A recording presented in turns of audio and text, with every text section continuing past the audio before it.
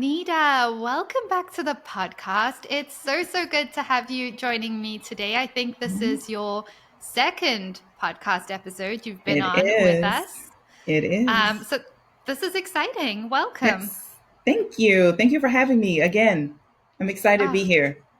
I'm excited to have you here. And this is kind of fun because last time you came on as a guest and you hmm shared like the lessons learned building your jewelry business, La Maya Blush. hmm And today you're coming to host an episode and you're going to be putting me in the hot seat. So I'm excited. How are you feeling? I feel great. I feel great. This is Yeah. actually my first live.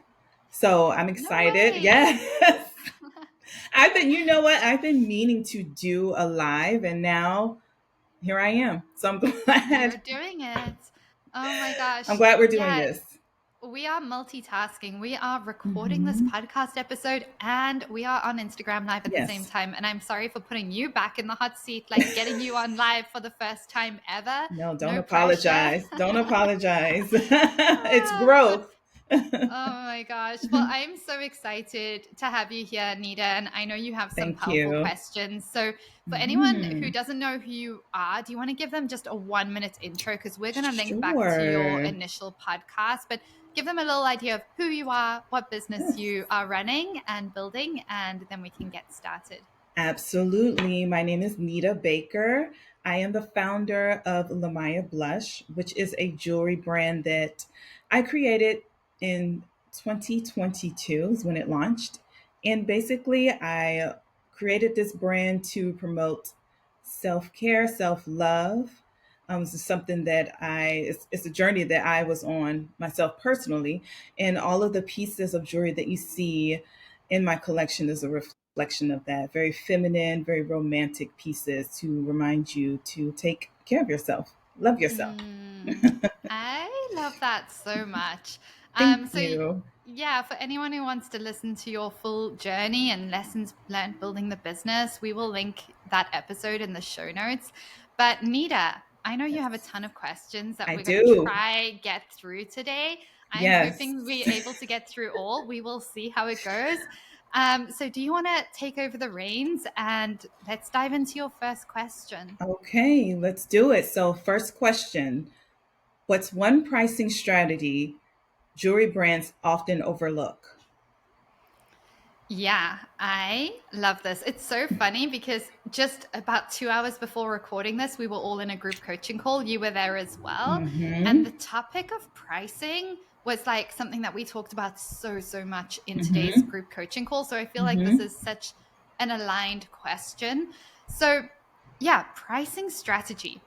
Here's what I see so many people looking for when it comes to pricing. They're like, what's the template? What's the formula? Like, how am I getting my actual retail price? Which is so important. Like, we need to be looking at our cogs, like, we need to be looking at everything that goes into making a piece of jewelry. We need to be looking at Mm-hmm. labor. We need to make sure that we are pricing our jewelry not as though it's a hobby, which unfortunately a lot of designers do, but we need to make sure we're pricing it like a business. And like that is really important. But when it comes to like a strategy, a pricing strategy that so many owners completely overlook, that is identifying your resentment price. Because you can use the formulas, you can use, like, we have the frameworks for pricing jewelry in the JBA at different margins and what makes sense for your brand. And you can do that all perfectly. But if you don't take into account your resentment price, it doesn't matter what the frameworks are telling you pieces should be priced at. It doesn't matter. We need to look at what your resentment price is. And so if you're like, well, what exactly is the resentment price? It's really that uncomfortable middle ground where maybe you're making sales, you're making good sales, but every order kind of feels like too much effort for too little return, or you're over delivering, undercharging, and you're quietly building resentment towards your customers and your business. And this doesn't happen overnight. Sometimes your pricing is perfectly right when you get started, but over time, as you get better, as you get more successful, your resentment price changes. And it's easy for us to actually identify this, even though we usually don't. But all it takes is just doing a body scan when you get orders. So you're getting orders coming through, do a quick body scan, be like, am I excited about these? Or am I like, oh, I wish I didn't have to do this. Like, I'm happy I'm getting orders, but like the thought of going and making and shipping and dealing with this, I don't want to do it. That's a potential sign that we are pricing under our resentment price. And so Mm, pricing isn't just about profit margins. Profit margins is so crucial, and most people take that into account, but it's also about the energy exchange. So if your prices don't feel aligned, you're going to start avoiding marketing. Like, I don't know if you've ever experienced this, Nita, but where you kind of yes, hold back from marketing because you're like, oh, yes, I don't really want to drive sales here. I don't want 100. more sales. And so subconsciously we're sabotaging sales because it doesn't feel exciting to us when we get them, because we're not making the profits or like the amount of money we feel excited to be making for those pieces of jewelry that we're making and shipping out. And so we're subconsciously just repelling sales, which is not a good thing.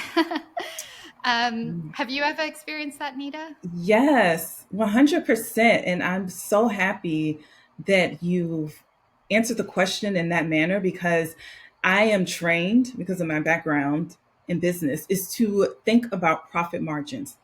I'm constantly, when I'm looking at my jewelry, I'm like, profit margin, profit margin. How do I price this? And I'm thinking about the profit margins, because this is a business. You know, I want to provide high quality jewelry, but I also need to make a profit. But yeah, I didn't think about, like, you do have to look at the feeling behind it as well. Because like we talked about earlier today with pricing, there's so much that goes behind pricing that is oftentimes overlooked when you are a business owner. Oh, It's a just 100%. so many elements to pricing that we don't think about, but it is a major impact on your business when you leave those elements out that you don't think about, like how Oh you yeah. feel when you get that sale. Like, Yeah, and this is kind of like the fine line that can like make or break your business. Because when somebody's like, "Oh, I want to quit" or whatever, like that to me, when somebody's got something good going and they've got mhm, momentum, they're like wanting to bail. I'm like, "Oh, mm, like you haven't been pricing right." Because if you were pricing right, if you had the right systems and team in place, like you wouldn't be wanting to bail on this because you have a good thing going. So yeah, it's it's so true. funny because it's almost too simple that people just don't do it. It's like doing a little check-in when you get orders over the next few days of like, do you feel excited to fulfill these orders at the current price, or do you feel Mm, low-key annoyed, or do you feel like, "Ugh, I'm not going to promote this because this one piece maybe feels like it's too much effort for too little reward." It's such an mhm, easy check-in, but we just don't do it. So I'd encourage anyone listening to like take time over the next few days for your next few orders and just check in and see what's coming up. for sure. I love it. Thank you for Amazing. that. Thank you. Nita, do you hear background noise in your headphones?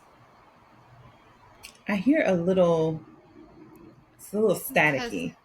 I'm worried that we are picking up like a radio frequency, which, believe it or That's not, what it has sounds happened. like. Yeah, can you hear that?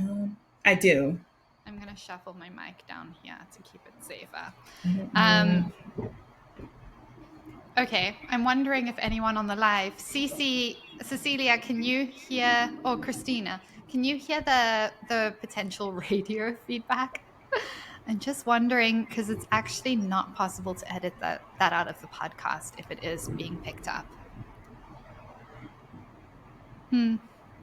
Maybe we'll Um, just, it's all good. We will just have to go with it and see what happens. Okay, hit me with the next question, Nita. okay, okay. Well, first, do you see me on the live? Do you I guys see me see on the you. live? We Oh, see okay. I'm you. just making Hi. sure because it popped up and like send request to join. Okay, sorry. All Okay, good. perfect. I just wanted to I make know sure. there's a lot going on right now. Yes, it is, but it's good. Okay, so my next question. Oh, I love this one. If you had to start a jewelry business from scratch today, what would be your first three steps? Ooh. Okay. I really love this question, and I just did what I promised I wouldn't. I'm like hitting the mic against the table. But I love this question so much because when I look back at my journey, when I built my jewelry business the first time round, I did everything wrong and I'd literally go in the complete opposite direction to what I did. So, first thing I'd do if I was building a jewelry business today is I would choose a niche so specific, so niche down that it almost feels like unreasonable or scary. Something that's so deeply tied to your story, your values, your identity. Like, and that doesn't mean it has to be heavy. Like, some people have like really light, fun brands. Like, that works too. But it Mhm. would be so, so niche down because the reality is when you're big and established and you have an audience and people know about you, you can be broad. Broad messaging works really well then. But when you are trying to stand out above the noise of the thousands and thousands and thousands of jewelry businesses out there right now, just saying like 14 karat gold full dainty jewels is like very hard to stand out. If we can niche down very specifically, look deep at our story, at our journey, at our values, at our identity, and pick on one element of that and build a whole brand around that story. And I mean, that can look different. I mean, we have so many clients in the JBA. Everybody's niche and offer is completely different. We have people who are building like fun and flirty feminine brands like Mhm. you. We have people who have chronic illnesses, Mhm. specifically developing their brand around that, around people who are also navigating that journey. We have people who are building brands celebrating loved ones who they've lost. We have mothers building brands to help mothers in the same situation feel more confident. But what's really important is that we niche down as specific as possible. You should almost feel uncomfortable with your niche when you get started, being like, I wonder if anyone like am I speaking to Mhm. anyone here? And then we test it because it's much easier to stand out. And then as you get bigger, you can broaden. It's easy. But the resistance people have around niching down, it's wild. People have so Yes. much resistance because in our minds, we're like, oh my gosh, if I niche down, I'm saying no to all these other people who could potentially buy. And that's 100% what you are doing. But if you are too broad when you start, you blend in. Like people are like, oh yeah, I like them. Like that's awesome. But your content doesn't feel like you're speaking directly to them. And so they feel more like, nice, nice brand, love it, cool what you're doing, but they don't feel obsessed. They don't feel Mhm. deeply seen. And so that's the first thing I do. Second thing Okay. is I would start an Instagram account long before my business was established. I would start it on the first day where I'm like, I'm going to build a business. And I'd probably take my existing Instagram account that I already have going and I'd rebrand it in terms of documenting my journey of building my business. Talk about the niche, look at the content buckets that make sense for the direction you're going in, and start sharing behind the scenes and the process and the messy Mhm. middle and the reason you're starting and doing collabs with other people or Mhm. business owners who have the same audience you're going to potentially sell to so that they can start getting to know you because so many business owners wait till everything's aligned, the website's up, everything's perfect before they talk about their brand. And then they wonder why, when they launch, they're not selling out at a launch. It's because they didn't take people along on the journey. My favorite example of this is if you think of somebody who, out of the blue, like maybe it's a friend you've known at a level for many years, but like not super close, but like somebody you kind of know, you care about. Yeah. And on Instagram, out of the blue, you didn't know they were dating anyone, you didn't know they're in a relationship. Out of the blue, they post like they got married with pictures from the wedding. What we Mhm. get as a viewer is shock factor. We're like, oh, whoa, I didn't even know this was happening. We probably like, cool, so happy for you. That's awesome. But we feel out of it. We feel uninvolved. We feel like, oh, like I wasn't kind of important enough to like know that they were even engaged or there was anyone in this person's life. And so we kind of move on from that pretty quickly. I can hear Dallas joining us. I I love told it. you. He can He's come always join the camera. he's always stealing my shine. Oh my gosh. Okay, come on, boy. I'll just get him to join. I think that's. Okay. Come here, This come is here, so funny. come here. Yeah, he always joins our calls. I love it. Hey, buddy. He just wanted to be part of the show. I don't blame him. Hi, Dallas. Attention Hi, seeker. This Dallas. is story of my life. We're happy you're here. I love it. Okay, so when it comes to the Instagram, like the couple who just suddenly out of the blue is sharing like, oh, we're married. It's like cool. You got shock factor. You got like cool. I'm happy for you, but you kind of just you weren't anticipating it. You don't feel kind of like that build up versus a couple who at the in the early stages of dating, they're sharing snapshots of a shadow like two glasses or two coffees, or you see a shadow of them holding hands with someone. You don't know who it is. You don't know what's going on yet. You just Right. know there's someone else in their life. So you're anticipating, oh, this might be the one. And then they share a picture of them. Then they share like little trips that they do together or little moments.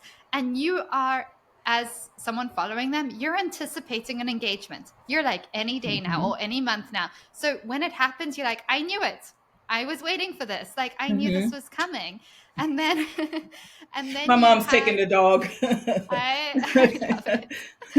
And then you have like when they actually get married, like you knew about it, you were celebrating, you're excited for them, you feel part of the journey. Same thing happens when you build a jewelry business. Like shock factor doesn't make people give them a story. Building it out, telling your story, sharing the highs and lows, which can feel so vulnerable, it makes you human. It makes you relatable. And it also, people love an underdog story. They love Mm-hmm. seeing someone going from like, just from the very beginning, scrappiness and just being Mm-hmm. scrappy and being vulnerable and being courageous and like doing this thing. That underdog story of like from rags to riches, kind of, even though you're not necessarily rags to riches, but it's that journey of growing, of evolving. It is so, so powerful for helping people get to know about you, for helping people connect you, helping people know what you're doing. And it's giving them something to talk about at girls' wine nights on a Wednesday. Like, For I always sure. ask people, like, are you giving people something to talk about? Because if you're not, you need to control the narrative. Give them stories, give them relatable content that is already happening. It's not like you're making anything up. You are just learning to use your voice, you're taking up space, and Mm-hmm. you are being visible. And you need to start practicing that muscle. We talked about this on our coaching call as well today, where it's like Yes. you can't wake up on Yes. launch day and suddenly be good at content. You need to Right. practice. You need to put in the reps. You need to practice using your voice. And yeah, you can get AI to generate a ton of good looking content for you. Mm-hmm. What are you going to do when you have to hop on a live? Or what are you going to do when you have to hop on a podcast and talk to what you've Yes. been doing? You haven't practiced using your voice. What's your So experience true. been of that, Nita? No, I definitely agree. I mean, using my voice to connect with people, and also what you said about niching down. Like Mm-hmm. that, I did struggle with that when I first launched my jewelry brand. I mean, and the social media aspect of it too. So I think I started my Lamaya Blush IG account like maybe like 2 weeks before I launched my jewelry line. Like no one knew, no one knew who I was, and Yeah. I didn't even have a personal Instagram account to get people to over to Lamaya Blush. So it was a struggle for me at first, before joining JBA, to get followers because Mm-hmm. no one knew who I was and I didn't know what type of content. I didn't know how to use my voice to connect with people. And like like we talked about before on the last podcast that I was on with you, I I was like at a loss. Like even though I have a background in sales and marketing, I didn't know how to market or promote my own brand. Like I got to use my voice. I have to show up on camera. Like, oh my God, what? Yeah. But yes. Once I started to do those things, then I started gaining more followers and connecting with people, and people want to know more about you. Mm, Like you said, people love a good underdog story. They may yeah. see themselves in you in some aspect of it. So I know I do. I would follow a lot of small businesses to see how much they've grown and like, oh wow, they did it. I can do it too. So Oh, yeah. absolutely 100% what you're saying is definitely on point. I love that. For I'm sure sure. so many people are going to resonate with this. I mean, Yeah, I for I did sure. the same mistake when I started. So, like, Yes. I Yes. totally understand why, because the thought process is Sorry. like, if I build it, they will come. Don't Right. worry. But Right. unfortunately, that's just not how business works. And it's Mm-mm. interesting that you have that sales and marketing background, and it's still like so different selling your own jewelry. Like, it's completely It different ball game. is. It is. It's like you're like, wait a minute, I have to do what? Hmm. Who am I? Why does this feel uncomfortable? And it's because you're putting yourself out there. You're not just promoting somebody else's brand, or you're Hmm. not just trying to sell a product for a company where the customer does not necessarily have to know you as an individual.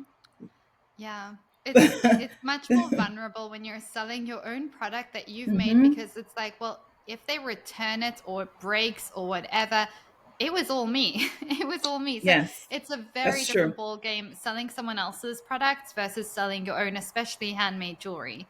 Um, Yes. so I totally get that. And I want to Hmm. come back to your question, because I think it was, what are the three The, things I would do if yes. I was if I Yes. was growing a business from scratch. And I think we went through Yes. the first two. Third one, Yes. which is really important. Again, I did this so wrong. Like, I just look back and I'm like, oh, younger Robin, you made so many mistakes. But the third thing I would do is get your minimum viable product out to market as quickly as possible. And your minimal viable product is not your first full collection. It is not a perfect collection. It is literally 1 to 3 pieces that are going to be a strong start for your brand, and get them to markets, get them to pop ups.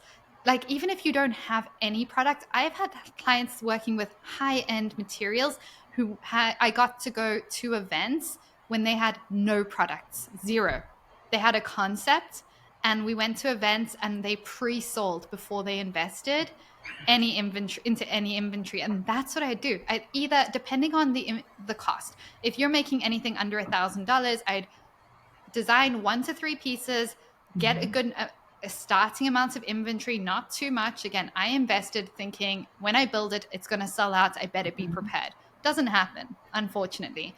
So I'd get a small quantity to get started, and then get it out to market, go to pop ups, go to events, and get real feedback from real customers, not just your friends. Like, often people say to themselves, Yes. they're doing market research by asking friends and family Hmm. and people, would you buy Hmm. this? It's a Hmm. very different thing actually seeing random people spending money buying it. That's going to give you the data you need.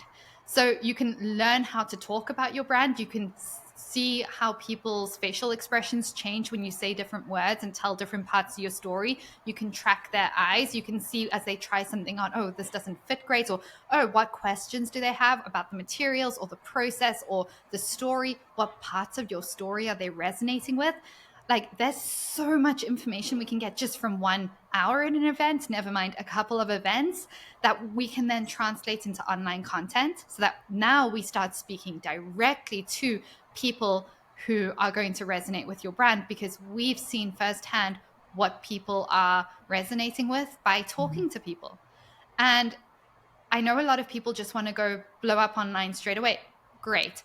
But like, it doesn't, you don't get that same feedback. You can fast Hmm. track your brand so much better by just getting in at the beginning a few in-person experiences and tracking feedback and seeing people's eyes track and seeing what stops them in their stops them in their footsteps and like Yes. makes them pay attention and makes them connect. And it's game changing.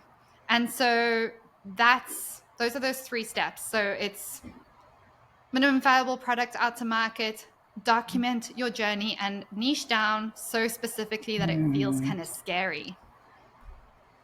For sure.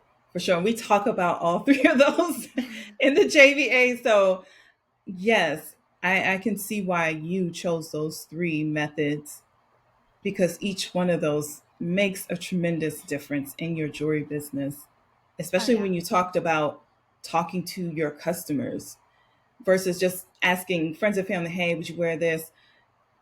The amount of feedback that you get from your customers talking to them is invaluable. It's A there's hundred so much percent. I've learned from doing markets, and I've started to notice a pattern that my customers are saying the same thing as to what they want, what they resonate with. So, yeah, I totally agree. love that. I love that. Yeah, it's so game changing. Nita, can you do me a favor? Can you move your Yes. phone so that we can see more of your face in Oh, the Instagram live? Because I think it fell down a little bit. okay, hold on. Perfect. We see you Can there. you let me try to adjust it. Hopefully Yeah, it that's doesn't. Is perfect. that good? Okay. Yeah, perfect. If it falls, let me know. I Okay. will let you know. Okay. I will let you know. Do you Okay. want to kick us off with our next question? Yes. Okay. So, next question. Um, how do you attract customers who truly value quality and they're not just price shopping? Yeah, this is a good question because I think what happens when you're building a business, and I think this is natural, is that we sometimes go into fight or flight mode where we're like, I need to make this work and I will do anything to make this work. That we fall into the trap of comparing our prices to other people and other businesses. And then we start telling ourselves all these stories that simply aren't true, where it's like, I have to have the best possible price to sell my jewelry. And we kind of start building our business from a state of panic. And what I want anyone to know who's ever been there or is there right now is that people will value us and our brand in the way that we tell them to value us and our brand. And we show them through how we show up, how we talk about our pieces, how we market them, the conviction with which we show up and talk about our Yep. pieces and our prices, and what we say when they say, hey, can I have a discount? Like, we are the people who tell people how they can treat us, how they can, what they can expect from our brand. And so the mistake a lot of newer business owners fall into, and it's very natural, like no blame to them at all, because you're new, you're building your confidence, you're not too sure, you're kind of sometimes desperate for sales. And so you think and you tell yourself the story, well, other people at this event are doing well because they're doing promotions and sales. But what you don't know is the behind the scenes, they probably haven't priced for profit. They probably are on this hamster wheel where they just can't get off it. And they've made the mistake of training their customers to buy on sale. Now, I Mhm. had a really interesting experience. I mean, when I was selling jewelry many, many years ago, I had sometimes I'd have people come up to me and they would be like, well, what's the best price you can give for me? Or I remember once even having this mother and daughter come up, and it was like the beginning of a 3 day full day event, and you know how much energy it takes for those, like 3 hours before you're Yes. driving there, you're setting up, it takes an hour to Hmm. 2 hours, you're bracing yourself to be there till 11 p.m. at night, it's hot, Hmm. it rains sometimes, like it's so much energy, and you don't know how that event is going to go. And this woman Yep. and her daughter came up to me and she said to me, oh, I'll take three for this price.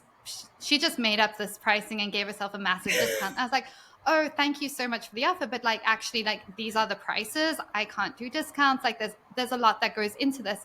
And she actually said, she's like, to her daughter, she's like, oh, we're going to come back at the end of the day when she's desperate, watch me get the best price from her.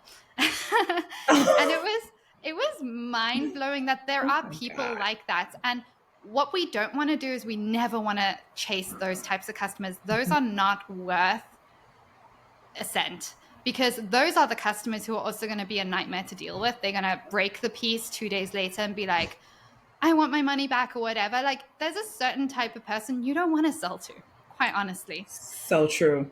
And there's also people who will come and try and negotiate, which I've also had, where they're like, hey, I want these two for X price. But when you actually talk them through and be like, hey, totally hear you. These are actually handmade. The material is XYZ. They were inspired by this, this, this. And you tell the story and you're like, and like, I created these 2 years ago when I was navigating this, this, this. And they reminded me to Mhm. breathe or whatever it is.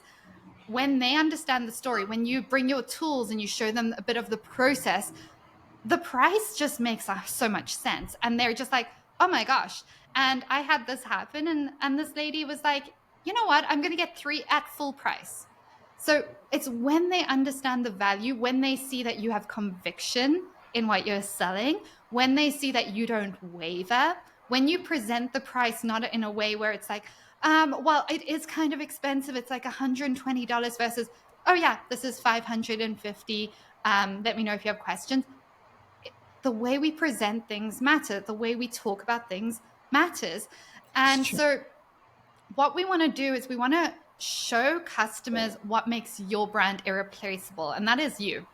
Like, it's you, it's your story, it's the meaning behind the pieces, it's the care and love and process that goes into making and designing and packaging the pieces, it's the intention that goes into every single detail along the way. And so often we're doing all of this, we just don't share it. We just It's don't true. share it. We assume people don't care, but that is part of like adding value to your brand. So you are going to attract premium buyers by building a premium experience. And that's not just the price tag, that's just through presence. Now, here's what I want to clarify. When I say build a premium experience, I am not saying have a perfectly polished Instagram account. It actually doesn't do as well anymore.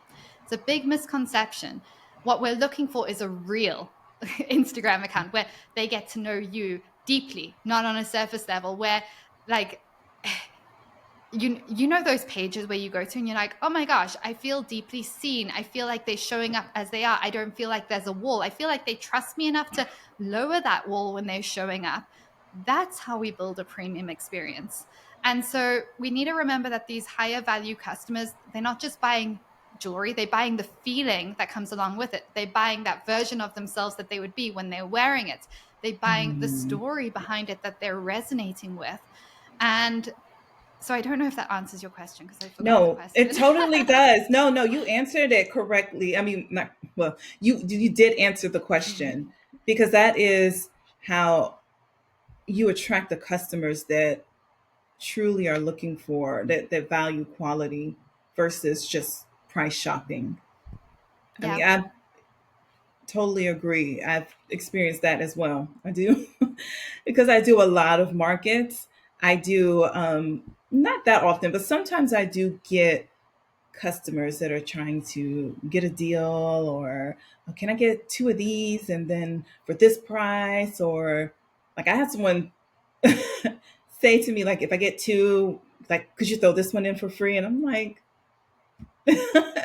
No, no, and it's no. okay. It's hard because sometimes it's like sometimes you can be flexible, but you kind of want to go into these events. So like work out like what does your business stand for? What things are you willing to negotiate on? What aren't you? And then just Hmm. stand firm in those because in the moment, if we have to suddenly decide, oh, what's my principle for sales or what's my principle for this, that's when we filter and they can sense that. If you've thought True. this through before and you're like, oh, if someone asks me this, here's what I'm going to say. If someone asks me this, here's my Hmm. stance on it. And here's how I'm going to not make them feel bad about asking, but I'm going to educate and help them actually see the value. They can pick that up immediately. Yes, for So it sure. makes such a difference. It does. It really does. It really does. And most of the time they're understandable about it. They're like, "Oh, okay. No, no problem." And half of the time they end up buying it at full price anyways Oh, because yeah. they really resonate with the piece and the quality. So, yeah, absolutely. Oh Absolutely. yeah, it makes such a difference. And you know, this Mhm. is kind of reminding me of like one of our clients in the JPA. Christina shared this a few weeks Mhm. ago. As one of her wins, she increased her prices and had this like fear that, oh my gosh, if I increase my prices, I'm going to lose my customers. And she actually gained more of her ideal customers. So we have to remember like people with certain values and stuff are looking for certain signs that this Yes. is for me. And like Yes. below a certain price point, some people literally don't want things under a certain price point, especially when It's it comes true. to jewelry. Oh yeah, that is so true. Yeah. The first time I launched my Goldfield collection at a market, I had a customer because I had some of my gold plated jewelry out as well. So I was explaining to her, here's gold plated jewelry here. I have my Goldfield over here, and she literally just walked away from the gold plate. She's like, "No, I'm okay with spending more for the gold field because I know that that piece is going to last for a long time. And I was just like, oh Yeah. my God, like, like she made my day. So to hear her I say that, it does show that there are people that do value quality over just quantity, just pricing, trying to get the cheapest thing. There are people out there that will Yeah, buy. you Yes. 100%. There's an Hmm. abundance of customers who can afford your pieces at whatever price point. Anyone who's listening to this, like you can have pieces at Hmm. $5,000 a piece, $20,000 a piece. Yes. There's a market. The question is, do they know who you are? Is your brand like hitting marketing to the right people and bringing in the right people? That's the only question. It's not do they exist? It's am I marketing to them correctly? It's true. It's true. For Yeah. sure. Do you want to kick us off with the Okay, next yes. question? So the next question: what's one thing you wish more jewelry business owners would stop doing? Ooh, I love this. There's a lot. There's a lot. I think I think one thing that I see a lot of, and I even look back on my journey, this was something I wish I stopped doing right at the beginning, but I wish I more business CEOs stopped tying their self-worth to their monthly sales. And it's really hard to do. But yeah, is this That is resonating? hard. Yes. Yeah, because this to me is the reason a lot of business owners end up quitting as well. Like Hmm. when you unconsciously tie your self-worth to your monthly sales every single month, well, you're going to be on a roller coaster. You're going to have months that do insanely well and you're on a high and you feel worthy and you feel like confident. And then sales dip or you start the beginning of a month at zero and you're just like feeling anxious and you're building from a place of anxiety and building from a Hmm. place like I need to hustle, I need to do more, and you end up on this roller coaster and it's not sustainable. Like it causes resentment, it causes anxiety, it can cause depression. It is a really dangerous cycle to be on and it's a really difficult thing to do, but it's so important for us as business owners to learn to detach our self-worth from our results in business because your results are going to go up and down. Doesn't matter Yes. how successful you are going to have good months and bad months. That's business. Welcome to the world of business. You're going to have Hmm. good seasons and slower seasons. That's business. It's expected.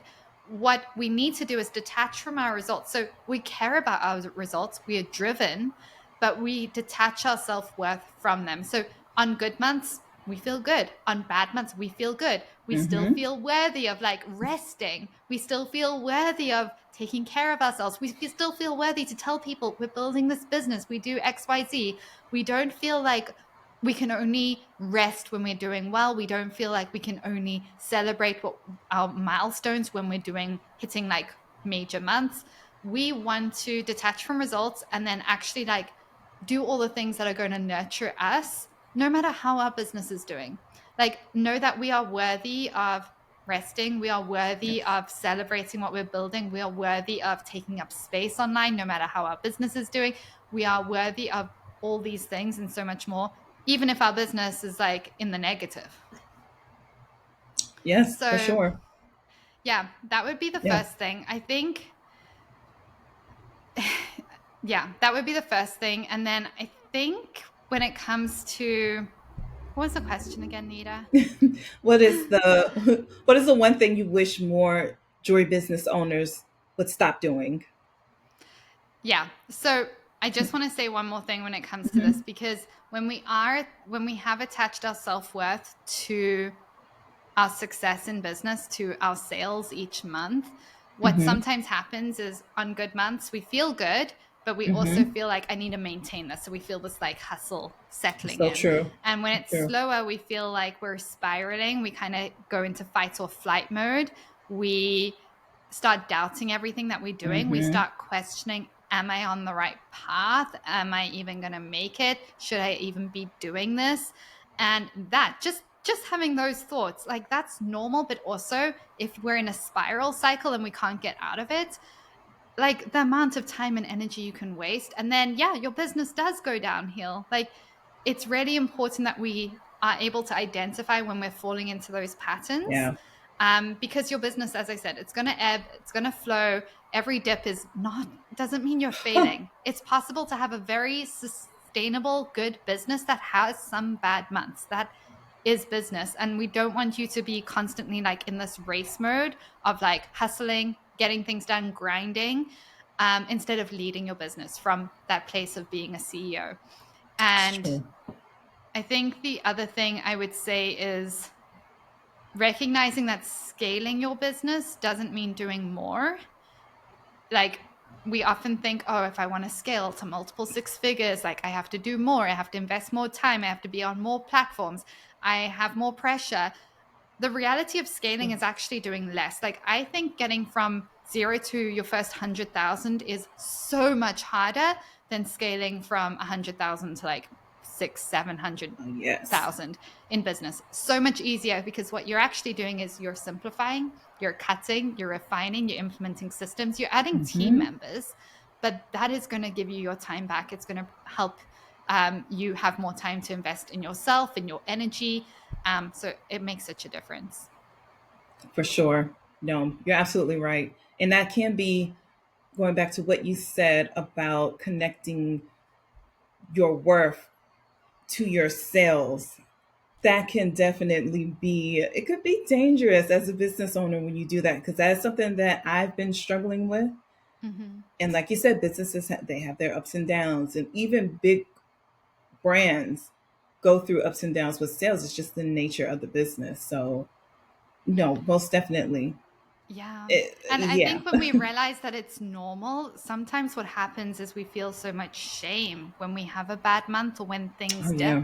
We feel so much shame. We feel embarrassed. So we don't tell people about it, or we're not surrounded by other people doing the same thing.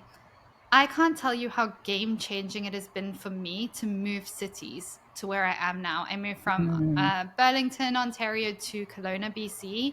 Mm-hmm. And where I live now, in my building, half the building is entrepreneurs. They're all young entrepreneurs. Oh, The city is full of entrepreneurs. A lot of my friends are entrepreneurs. And oh, when we talk, when I'm like, oh my gosh, this happened or XYZ happened, in the past, I was very alone. Like, I had friends who were in different, just different worlds, corporate world, all that stuff. yeah. Awesome. But they didn't understand what I was navigating. And so there was no normalizing it. It kind of sounded like the end of the world to them, where they're like, oh my God, like, what the hell? I don't know Yes. how you're going to survive this. Whereas Yes. now I'm like, they're like, oh, that's the first time that's happened to you. Welcome to the club. Like, as you grow, that's only going to double down. So get used to it. And they normalize it. And you're suddenly like, oh, yeah, not a big deal. So So true. I don't know how we got onto this, but No, yeah, no, but it's when, relevant. Yes. yeah, Just being a lot around other business owners makes a difference. It really it does. makes such a difference. Yeah. Such a Hmm. difference. It normalizes things. It feels like, oh, we're all on this journey together. This is kind of part of it. These challenges, those are kind of a privilege to have these problems or these challenges at certain milestones because Hmm. you can't get those unless your business is a certain size. That is true. Yeah. Yes. Yes. Absolutely. We're Okay. on a So roll. you ready? Yes, this is some I'm good ready. stuff. I'm ready. So this question, I probably already know the answer, but I want to hear what you have to say. Should every jewelry business be on TikTok? Ooh, great question. Yeah, this is so funny because obviously TikTok is like an amazing platform, Hmm. but the answer is no. Like, your business does not need to be everywhere. And I'm going to say that it shouldn't be everywhere when you're in the first few years until you have a team. Okay. Because Yes.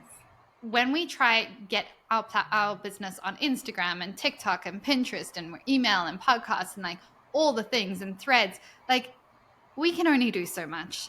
It is just not possible to maintain that all and do it Hmm. effectively. So your business doesn't need to be everywhere. It just needs to be very strategic where in terms of what makes sense for you and your business. So maybe there is a business out there where TikTok just makes sense for them. Like, the majority of their customer base are there. They do really well on TikTok. Awesome. For most businesses that I see, Instagram is Hmm. actually the place to be because even though Instagram, you're going to have lower views, your account grows much slower. all of that, but the value per follower is so much higher than like the followers on TikTok. Like for Yes. every one follower on Instagram, I'm going to say, depending on your account, like it's worth like 100 to 1,000 to 10,000 followers on TikTok, Mm-hmm. depending on where you're at in business. So what we need to remember is that TikTok is just a tool, like Instagram is a tool, Threads is a tool. If your ideal audience is there, yes, we can focus on that tool, but we don't need to be on all of them to build a multiple six-figure jewelry business. And we don't want to hustle. We don't want to do all the things thinking this is how you are successful. What we want to focus on is our marketing strategy. So here's where people get confused. A marketing strategy and a content strategy are kind of different things, and they always think it's the same thing. You want to know what your marketing strategy is, like what makes sense for your business to drive visibility, what messaging do people need to hear, like how Mm-hmm. are we going to drive visibility, drive connection, drive sales through your marketing. Like what's the strategy behind the messaging there and hitting the different buyer types. And we do this all in our 10-day sprint. I think it's day Yes. 4 and day 10 kind of integrated. But your marketing strategy and then the tools with which you communicate those messages are different. So you can use TikTok and Instagram and email and podcasts to communicate parts of your marketing strategy. So it's really just a tool.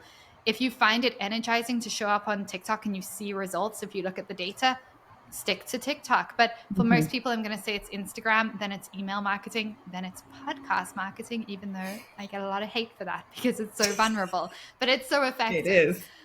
Yeah. No, I So would agree. I would agree. TikTok you gives me agree? a lot of anxiety. I don't know why.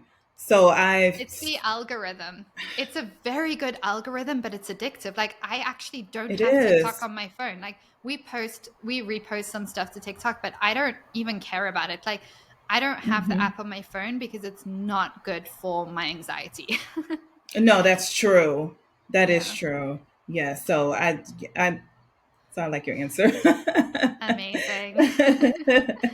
Okay, so this kind of the next question is related to content as well. So what content do you think is non-negotiable right now for jewelry brands? Yeah.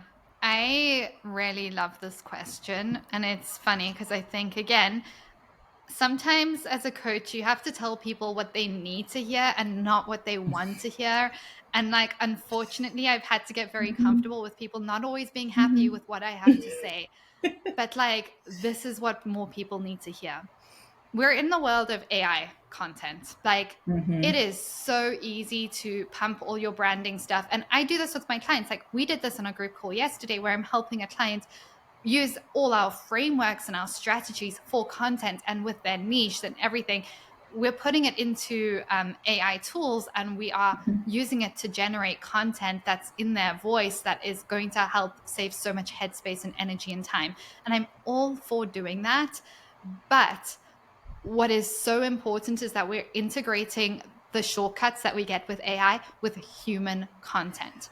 This is the not overly curated content. This is like one take max, maybe two takes, not scripted, that is going to suck when you get started. If you have been hiding behind all your AI content that looks so mhm. good and then you start trying to speak on video, it's probably going to suck and it's going to feel unaligned and all the data is going to tell you this is not what I need to be doing.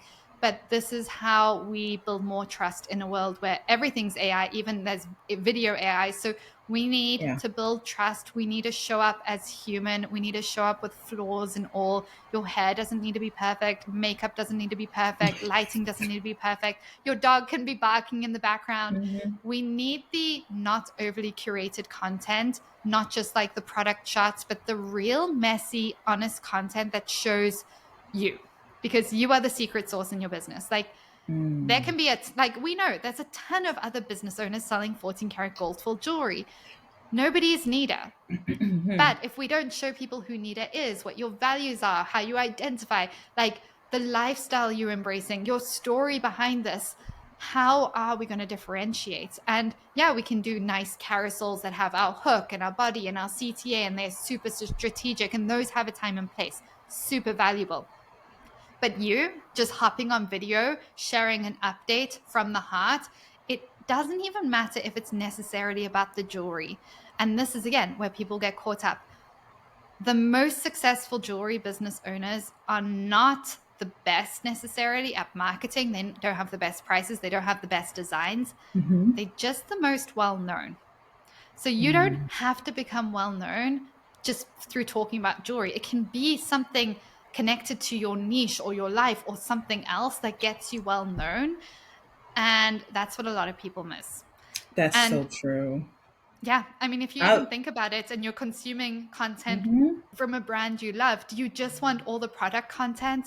It gets tiresome if you're not in the headspace of buying. True.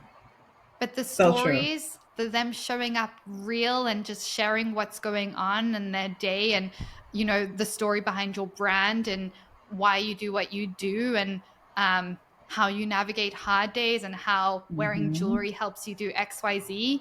Like that kind of content is so impactful.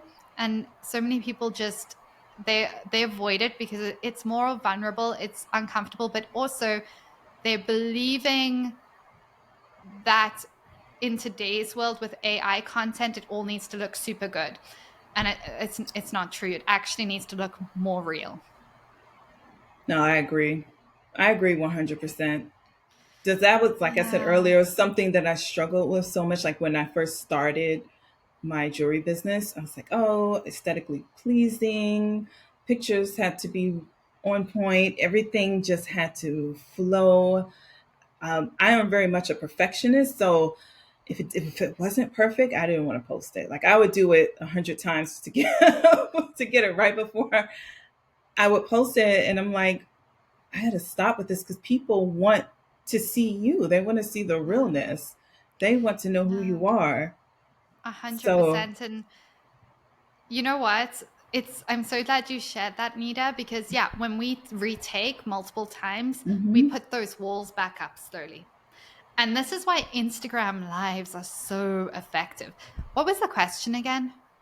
So the question is, what content do you think is non-negotiable right now for jewelry brands? Yeah, so it's the real Hmm. content. And for anyone who has resistance around that, Instagram lives are your best friend. Like, I would Mm, almost say to anyone who has a lot of resistance around that, go live okay. on Instagram every day for the next 30 days, just for 5 to 10 minutes. You can do it while you're on a walk and just start getting comfortable talking and not being perfect. Because the problem sometimes is when we try show up a human, we will record like 5, 10, 15 versions and share the best Yes. version. Live, you can't do that. Things are going to go wrong. You're going to spill Hmm. your coffee. You're going to drop something. You're going to say something wrong. You're going to forget what you were saying. Great. That all makes you human. That all makes it more relatable. That is so much more powerful. I agree. I Yeah. agree. So are you joining the challenge, Nita? Did we just do a sneaky challenge in the middle of a podcast? Yes, I do. I will. I will. I will say this. I do like that you challenge me to do these things because it does Yeah. force me to get out of my comfort zone. Sometimes I can get a little comfortable. I'm like, okay, I'm Yeah. cruising. Then I'm flowing. This is working. But you never want to remain comfortable. I feel like as a business owner, you you want When you to. get stagnant, it's not a good place to Yes, be. it's not. You need to start, like, I love that you're open to this, Nita, because it's such a important trait for entrepreneurs. And that's the, like, leaning into the discomfort and the growth. And sometimes it feels unaligned. And it's It like, oh, does. well, going on live is not aligned with my brand and my values. No, no, it probably is aligned. It's just scary. It's just new and it's very vulnerable. So it's Hmm. normal that it feels that way, but like, we need to stop telling ourselves the story that doing these things that are uncomfortable means it's not aligned. True, true. Yeah, And sometimes it's all about growth. It's 100%. one way for you to grow as a business owner. Oh my gosh. Okay, so I'm gonna get into some more like life related questions because these are some things like I want to know about you personally. But so, Let's do what this. what is the hardest lesson you had to learn as a jewelry entrepreneur? Ooh, oh my gosh. Okay, I've learned so many lessons the hard way. Um, I'd say one of the first things, and I think this is important for anyone early on in their journey, because this almost made me quit on my dreams before I'd even get got started. And I'm just so glad I was kind of stubborn and I just did my own thing no matter all the advice that I was getting. But Mm-hmm. I think the hardest lesson is that not everyone's going to understand you or the business you're building or the path that you're on, especially as a jewelry business owner, especially if you came from the corporate world or something more serious. Mm-hmm. People don't understand it unless they've done it or they know people close to them who've been successful doing it. So building a jewelry business is a very creative path. It's a very different path. It's a unique path. And most people don't understand it. They don't understand how successful you can be. They don't understand how it can give you a deep sense of purpose. They don't understand how you're not going to have a cap on your income. They don't understand how, you know, it can be so deeply fulfilling and fun, and you get to like use that creative muscle of yours. And so when you sharing what you're doing or you're on this path and you feel this pull to build this business, you can't let other people's doubts stop you from doing what it is that you want to do, that you were put on this earth to do. Mm-hmm. Because yeah, if you wouldn't want to switch lives with them, you don't you can listen to their advice, but like take it with a pinch of salt, because most people are just trying to protect you from embarrassment or like whatever it is that they have fears that would happen to them if they did the same thing. So I think that's quite a hard lesson, because what can happen in the beginning is when you tell people, I told people I was doing this, I had people send me books about quitting. I had people um literally like sit me down and be like this is the biggest, like a huge mistake. Like I had everything. I had so much feedback from people that I loved and trusted around this, and we just have to understand that they just don't understand the life I'm building. And It's like true. we just have to kind of sometimes just tune into who we are and what we're building and trust ourselves deeply, even when we don't have the evidence that this is going to work, because you don't know. You never know. It's Um, true. I think another hard lesson, this was embarrassing, quite honestly. But another hard lesson was I thought if I built this gorgeous jewelry brand with this gorgeous jewelry and I did expensive photo shoots and I built this amazing website and I posted these pretty pictures on Instagram, I thought if I built it, they will come and I will sell out. And Yep. I actually thought in my mind, I was so scared of making my website live because I'm like, oh my gosh, when I go live, I need someone to help me package orders. I need someone to help me ship. Like, we're going to sell out. How do I restock all this stuff? And I had insane amounts of inventory because I prepared for forever. And I was like, nothing happened when I went live. And I was like, Mhm. huh, interesting. And so in the beginning, like, I just really thought if I made this beautiful jewelry, if I made this gorgeous brand, people are going to show up. They're going to see the value, you know? And so thinking that if I build it, they will come, huge mistake. And I see people thinking Mhm. this all the time because they're like, but this is gorgeous, but this is unique, but this is handmade, but this is well priced. Mhm. Cool. But marketing matters. So if you're a It jewelry really business does. owner, whether you like it or not, welcome to the world of sales and marketing, because Oh you are yeah. now a full-time sales rep and a full-time Yep. marketing rep, and probably 10 Mhm. to 20% of your time is spent making jewelry. 80% of Yep. your time is marketing and sales. So we better embrace Yes, that hat. Is that you do. resonating, Nita? It does. It does. I thought the same thing too. I thought if I hired these beautiful models to model my jewelry, right? Because I'm thinking, oh, look at what these big brands are doing. They have these Yeah. gorgeous models. So all I have to do is just show my beautiful jewelry on these beautiful models, and people they're going to want to buy it just because Yeah. she's pretty. Yeah. you know, if I have It's just aesthetically pleasing content, perfect. Little pink flowers.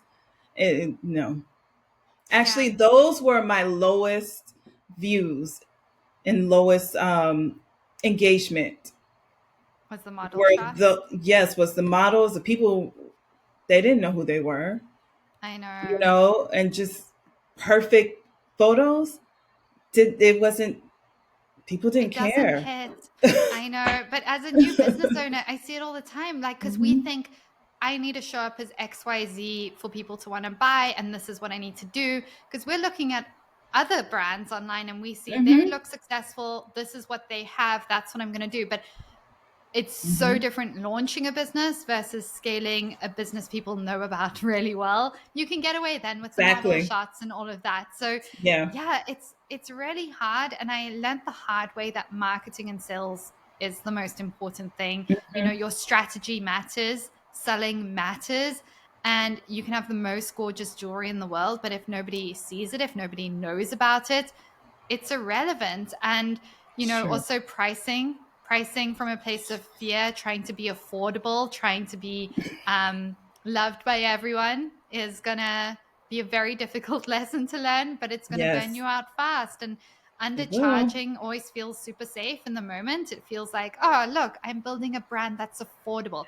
I can't tell you how much ick I get from anyone building a brand that's affordable, because Mm-mm. it's a sign that you don't have you feel like that's who you need to be. You have to like make everyone happy. And it's like, no, like we need to build something sustainable. We have to be okay as business owners with people not liking us.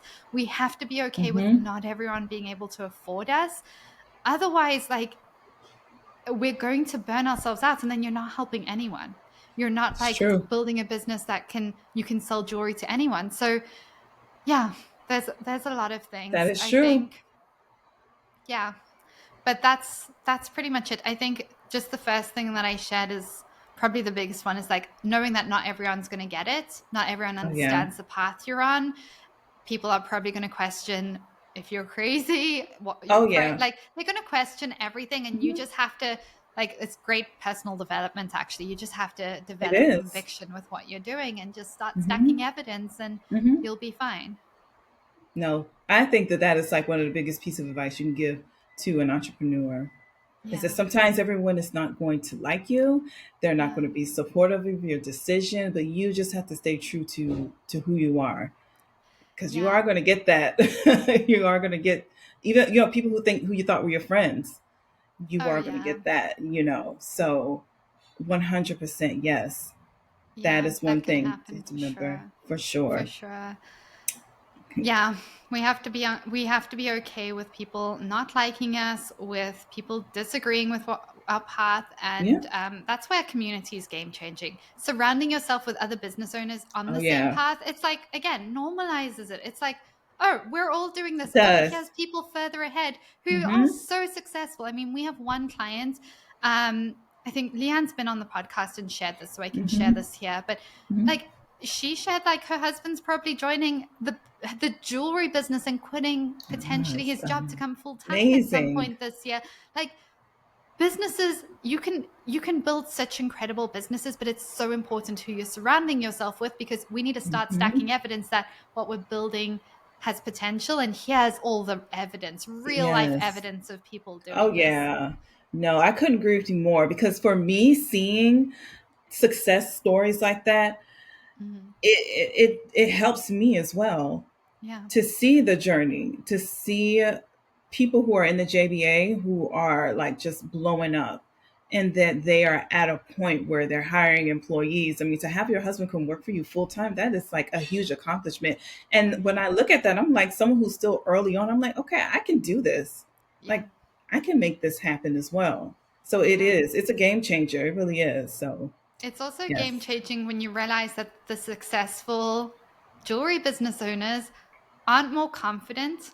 They Hmm. don't necessarily have like the best health. They don't necessarily have the best situation. Hmm. They don't have a business or sales or marketing background. They didn't start confident. Like, they didn't have all these other Yes. things. Like, these are very normal people doing very extraordinary things. Like, most successful people, you'd be Yeah. surprised how we're all just very human. So sometimes we put people on a pedestal and we say, oh, well, of course they can do it because of XYZ. But actually, like, you can do so much more than we often think. And I think just seeing all these business owners who are very human and navigating very human situations in life and Hmm. building successful businesses is really inspiring. Oh, for sure. For sure. Nita, I know we're at Yes. time. Do you have a few more minutes or should we wrap I it up? do. Well, I have Perfect. a few more minutes. I want to Perfect. ask you some fun questions. Okay. Um, do you want to quickly go? I know you had one around giving up. Do you want to talk about that one first? Let's see. The one about giving up. Oh, yes. What would you say to a jewelry brand owner who's feeling stuck or ready to give up? Yeah. So I Hmm. really like this because I've been there. I've been in that place of wanting to give up. I've spoken to so many designers wanting to give up as well. And I think the mistake a lot of people make is that they make very big decisions when they're in that space of like feeling overwhelmed by life. So I think the first thing we need to do is we need to take a step back and breathe and step away from your business for a few days or even 2 or 3 weeks. Like get some perspective. And I know it feels counterintuitive because we're like, well, either I should be doing more or just like closing doors. But when life or business feels heavy and when you feel like you are really struggling to like build momentum and see results, what we actually want to do is like look at what our body is telling us needs to shift, because it's not always necessarily that the business needs to be shut down. Sometimes it's just like a sign that something else needs to be realigned. So take a step back, rest, check in with your body, and then listen to what's coming up. And don't make big, irreversible decisions when your energy's low. My favorite thing about a jewelry business is you can't fail, you can only quit because the overhead is so low. If you just have your jewelry business running from your home, it is Hmm. so low. There's no reason to quit. You just want to maybe take it slower, maybe extend your timelines for what you thought you'd be at. Sometimes we set unreasonable expectations for, I should be making X amount by X date. Well, who are we to insist that that has to happen? Sometimes it takes a little longer and we need to be okay with that. But often that feeling of feeling stuck, it's not about your business failing. It's sometimes about you being out of alignment with how you're running it. So That is true. sometimes it could be like your boundaries. Maybe your boundaries are too soft. Maybe the reason you're wanting to quit is like everyone's just like taking from you, and your customers are making demands, and you're jumping at everything anyone says. You know, maybe you're undercharging, maybe you're overgiving, maybe you're slowly building resentment, or you've been people pleasing your way through your customer experience, and now your energy is kind of like empty and you're just done. So sometimes it's like, well, let's look at all these things. Maybe you've been building your business alone for so many years, and I've been there. Like, business on your own is hard after a few years, it's not as enjoyable. Like, having a small It is. team, I can't tell you how deeply fulfilling and deeply energizing it is having a small team around you, supporting you in the same vision, um, showing up for the business when you're taking time off or you're resting or you're sick or you're on holiday. It's game changing. Implementing the right systems, simplifying your business, cutting. So TikTok, if TikTok is the thing that is crushing you, you can make Hmm. sales through email, you can make sales through Instagram. Hmm. Choose platforms that energize you. So you don't always have to burn it all down. Sometimes you just need to get really honest with like what's working. Am I doing things because they work or because I feel obligated that everyone else is showing up on TikTok? I better do the same. You know, do we Hmm. have systems that are supporting you or draining you, or team members Hmm. or customers we need to fire? Or is it your family situation that's actually stressful because your family keeps barging into your studio making demands? You Hmm. know, or are you starting your day in reaction mode? Do you first look at your phone first thing in the morning and you see notifications and you go straight into panic mode? Like, let's look at all the things and like ask yourself, well, what would this look like if it was more fun and more fulfilling and more energizing? Like, let's look at the dream situation. Like, how many hours would I show up in my business? How would I feel? What tasks would I be doing? Who would I have to help and support me? What would that look like? Because so often we're so close to having like a dream business on one level, but we're at that point of shutting down where it's like, wait, a few tweaks, a few low hanging fruit tweaks can like make all the difference. Yes, absolutely. Have you Absolutely. ever been in that place of Oh, potentially yeah. quitting, Nita? Oh, my gosh. Yes. Before I joined the JBA last year, Mm-hmm. I was really thinking about quitting. I was so burnt out. I just felt like I was just spinning my wheels. I just felt lost. Mm-hmm. And I was just like, you know what? Why am I even putting myself through this?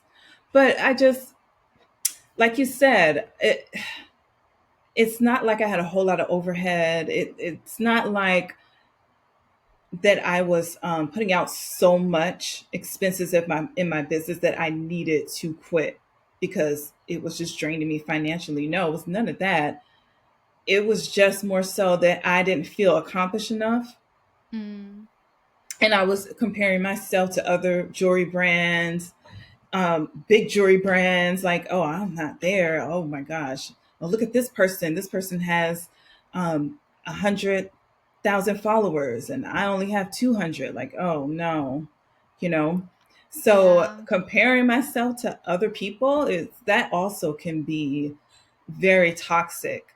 Oh, So so toxic. that's I'm so glad you brought that yeah. up because it's like I don't know how many times I can say this, but like don't consume competitors' content. It Mm-hmm. like what our competitors are doing is none of our business, quite honestly. True. And the amount of energy we waste, like where your focus goes, your energy flows. Like you don't Mm-hmm. want your energy flowing that way. No. You want to No. go inwards. You want to like for anyone who's struggling with this at the moment, like cut all your social media usage and just show up for 10 minutes a day to do your posting and reply to DMs and get out.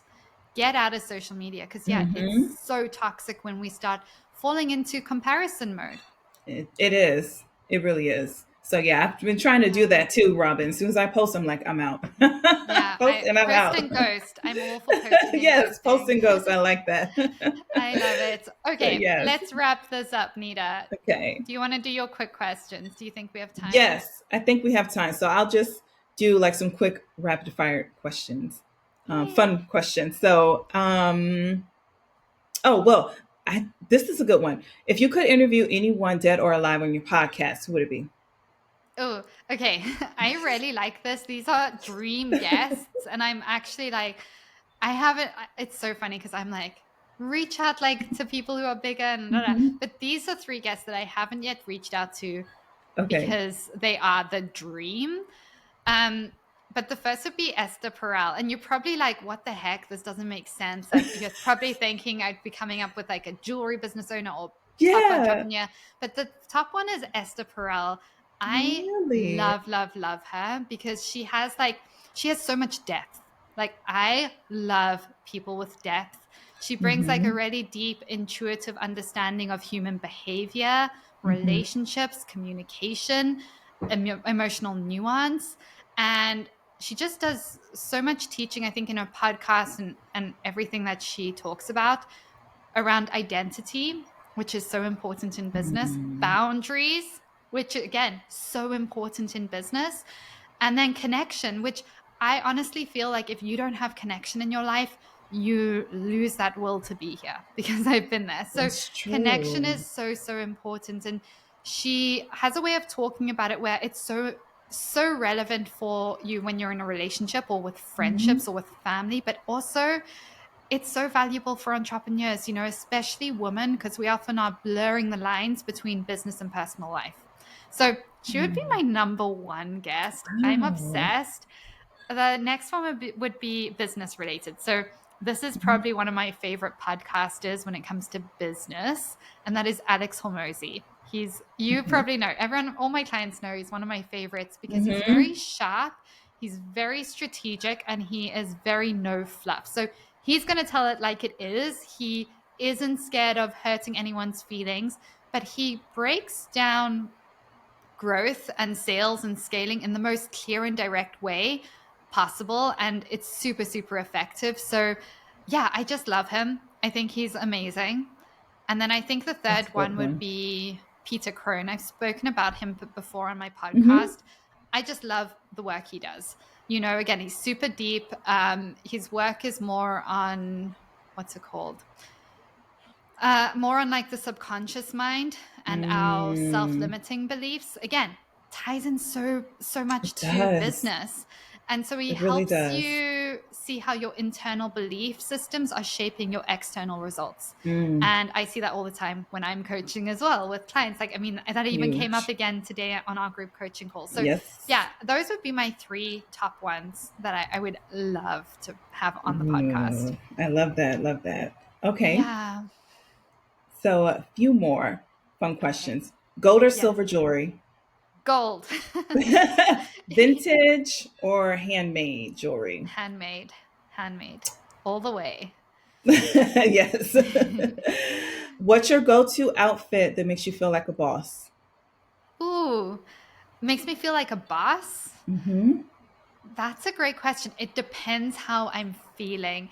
But if I'm having an That's off true. day, if I'm having an off day, white, something white, Mm-hmm. usually like a white dress or white tank top, and no, usually a dress.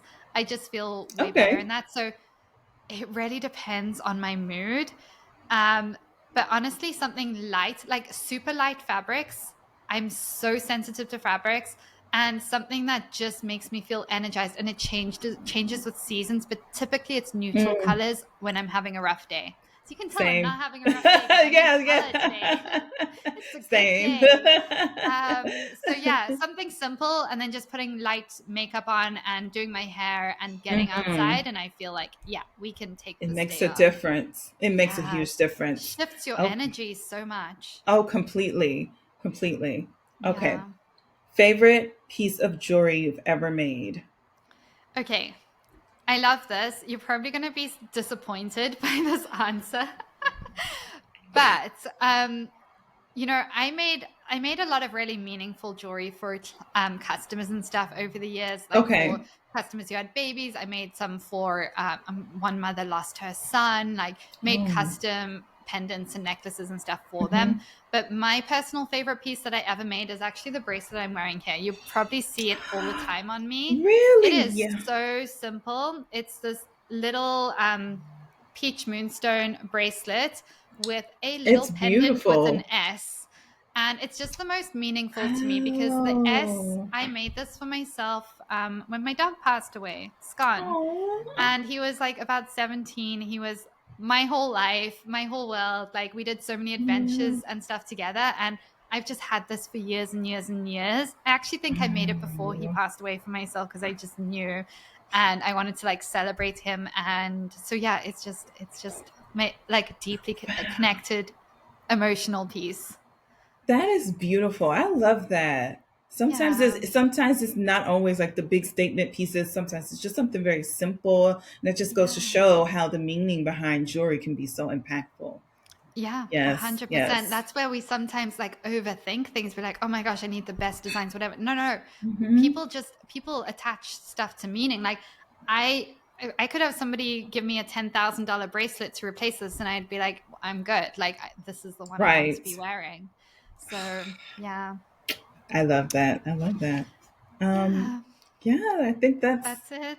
that's it. Oh my gosh. Nita, this has been so much fun. I know this has been like way longer than our normal podcast, but you had Yeah. such good questions and like congrats on going live at the same time. I'm so impressed. Yes. How do you That's feel a big now? deal. I feel great. Yeah, I You feel like feel I could great? do I feel like I can do more lives. A It's hundred not percent. I mean, your first yeah. live was like 90 minutes. You're crushing it. Right. You are crushing it. So for anyone who wants to follow along on your journey and support you, where Hmm. can our listeners find you and support you? Because I know You we're going to have can. people being like, where's Nita? How can I find her? So I am very active on Instagram and it's at Lamaya Blush, Lamaya Blush, Blush. Lamaya Blush.